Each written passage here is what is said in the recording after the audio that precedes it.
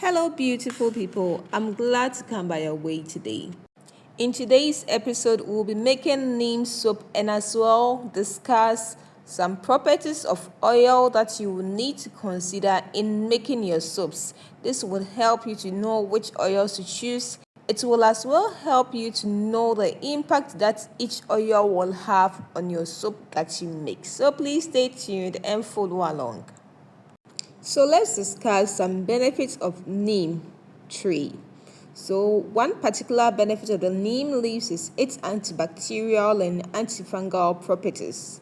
This can help in fighting acne. Okay, so if you have acne on your face, neem soap can help reduce the acne. It also helps maintain moisture levels on the skin. It helps in reducing wrinkles and it helps rejuvenate the skin by nourishing and repairing damaged skin. So these are some of the benefits of neem. You can as well research to know more about neem and its benefits to the skin. So I started off by preparing the lye solution. In preparing the lye solution, I weighed the caustic soda or sodium hydroxide, and here as you can see, I have weighed the water. As I always advise, never pour your water onto your lye solution, but rather pour the lye solution into the water. And when doing this, it should be done in a well-ventilated place, and if possible, have a mask on. Okay, so you can wear your ventilator or your nose mask to help in order not for you to inhale the fumes that will be coming from this solution as you mix. In making the lye solution, you need to mix so that the lye or caustic soda will not settle at the bottom or base of the mixture, but it will be well incorporated. And this solution is very hot, so we'll leave it to cool down. Okay, now here I prep the neem leaves. As we prep the leaves, let's zoom in into our discussion on the oil properties. Okay, so when it comes to oil properties and their impact on soap, it is very important to note this. The type and amount of oils used can significantly impact the final product quality, leather, and longevity. So we'll look at some of these properties. Okay, we are going to look at 5 of these properties of oils in soap making, and we'll be discussing some fats and oils as well and how they turn out when used in making soap. So first of all, we'll discuss the hardness. So when we mention about hardness, what we mean is the ability of the oil to contribute to the hardness of the soap or the soap's hardness. Okay, when you look at the impacts, when the oil is harder, okay, it creates a more durable soap, while softer oils produces milder and more moisturizing soap. It's recommended that you use a usage guide of 30 to 50% of oils that are hard, okay, in your total oils when making soap. Now the second property we'll look at is lather. Okay, so with lather we basically mean the ability of the oil to create rich creamy lather. Okay, oils with high lather properties create more luxurious soap experience, whereas those without this property will create lesser. Okay, it's recommended to use about 20 to 40% of such oils that lather very well in your soap. Okay, now let's look at the moisturizing or conditioning property. So when we say an oil is moisturizing or conditioning, it means the oil has the ability to contribute to the soap's moisturizing properties. And so oils with high moisturizing properties help to hydrate and nourish the skin, whereas those with less of these properties will do the reverse. So it's recommended you use a rate of 10 to 30% of your It's recommended that 10 to 30% of your total oil should be oils which are having the moisturizing or conditioning abilities. Now, The fourth that we'll look at is cleansing. When we say an oil is having a cleansing ability, it means the oil can contribute to the soap's cleansing property. That's how well the oil would dissolve in hard or salt water. And it also indicates how effective it would help in stripping moisture and oil from your skin. Okay. So the recommended usage rate for such oils can be between 10 to 40%. Imagine coconut oil. Coconut oil is very, very cleansing oil. If you use more of coconut oil in your soap, let's say 70% to 80% thereabouts, it will make the bar very, very cleansing and can be even harsh to the skin, especially when it's not being well superfacted. So when large amounts of such oils are incorporated in your soap, it's best that you increase the superfat levels, else it will be harsh on the skin. Now, the last property we'll discuss is the stability or longevity. Okay, it indicates the ability of the oil to contribute to the overall stability and longevity of the soap. That's how long the soap can last. So oils with these abilities help to prevent soap from becoming too soft or developing an unpleasant texture. Okay, so it's good to have such oils in your soap so that when you mold the soap, for instance, you can unmold them quickly, and when you use the soap, okay, it will take long time before they get exhausted or finished. It's recommended you use 10% to 30% of such oils in your soap. Okay, so getting to know the properties of these oils and their impact on soap can help you to make soaps and then determine which recipe to use in your soap making. Okay, now I would want us to discuss some of these oils and facts and these properties, and we'll later discuss other tips for blending these oils. Before then, as you can see, we have our neem juice ready after washing and then blending and separating the chaff from the juice using our cheesecloth. So I'm just waiting to see the exact quantity I'll be using to add up to the lye solution that I already have. Okay. So we've had our lye solution cooling down for a while now. It's very cool now. It's not very hot as we used to. It's been there for a while now. I actually gave it cold water bath. So now I have added the neem juice to the lye solution.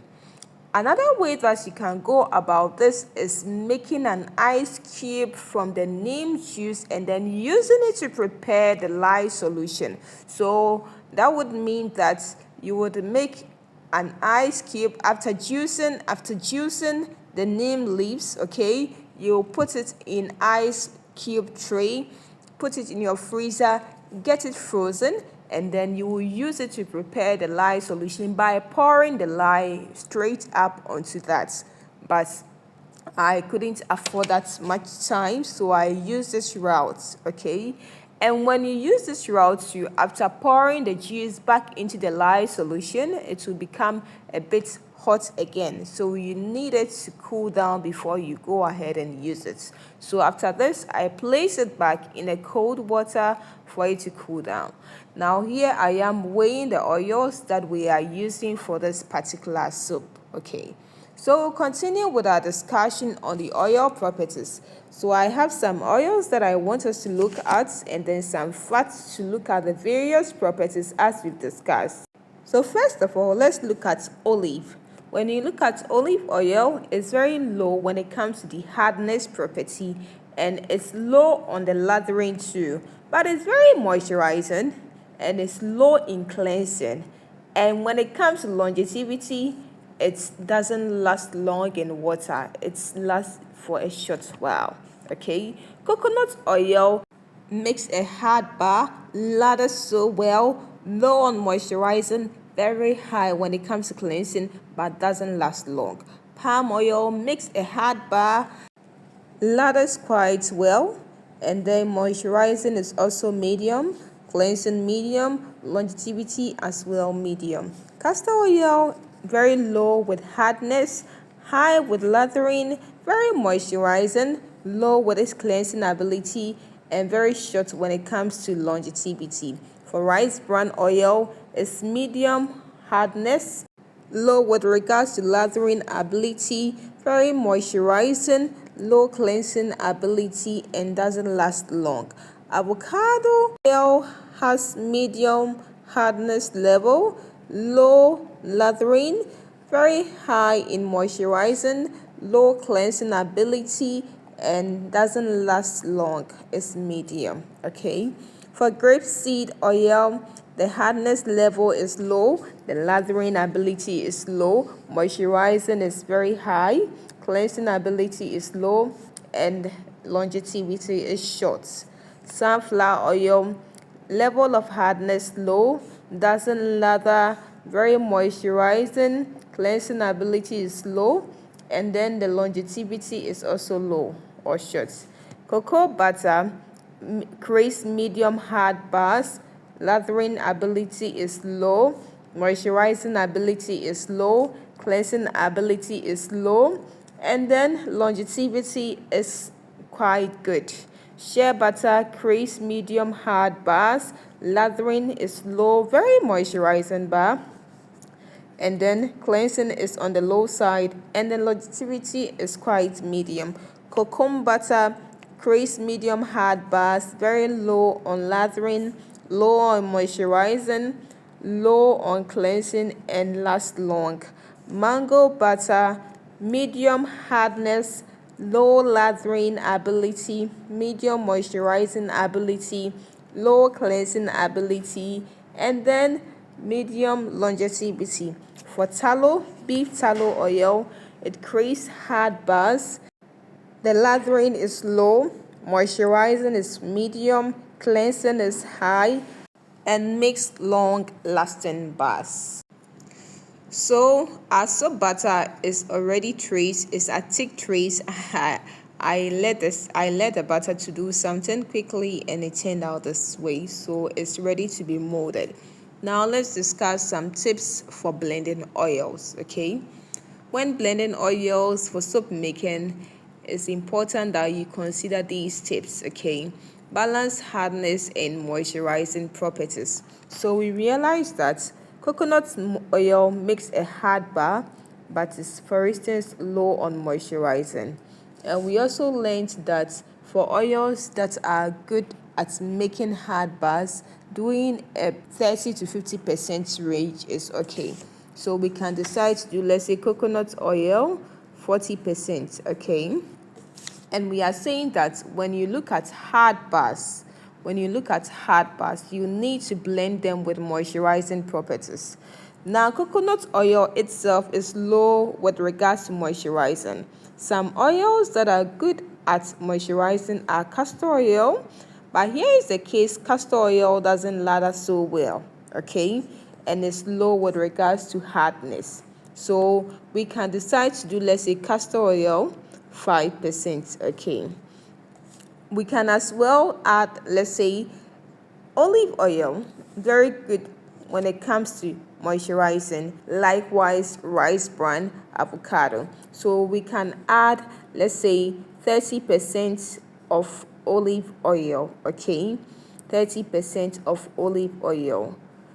For the oils with the moisturizing properties, as we learned, we can do 10 to 30%. So let's do 30%.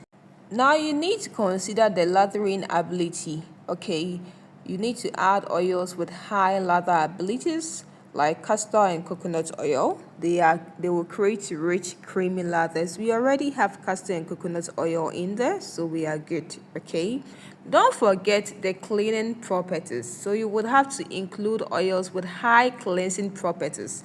So with the cleansing oils, coconut is high at cleansing, castor oil is low with regards to cleansing, olive oil is low. Okay, so with coconut oil being in there, we are quite okay with regards to the cleansing ability. Now let's look at stability. You realize that we've used olive oil, coconut oil, and castor oil. All these wouldn't make long lasting baths, so we'll need to add oils with high stability properties that can help the soap, that can help us keep the soap for longer. Okay, so we can look at introducing cocoa butter, cocoa butter, or tallow oil, because these are having longevity properties, and because we are already at 75%, we can, let's say, add 25% of that butter. Okay, and that will bring us to 100%, and we are good on the oils that we need to use for our soap. So basically, these are what you need to consider in coming up with your soap recipe. Okay, I hope you find these tips useful. So we are done now in making our soap. So we left it to form firm molds for like 24 to 48 hours, and here we go with the soaps being molded. It turned out so good and so well. But I've realized that when I incorporate the neem in my soaps and don't pour quickly, it's it traces so quickly. Okay, it traces so faster. These bars would help us rejuvenate our skin and also help fight acne. I can testify of this. I have reviews coming from people who have used this soap and are saying it's helped with drying their oils and also fighting their acne.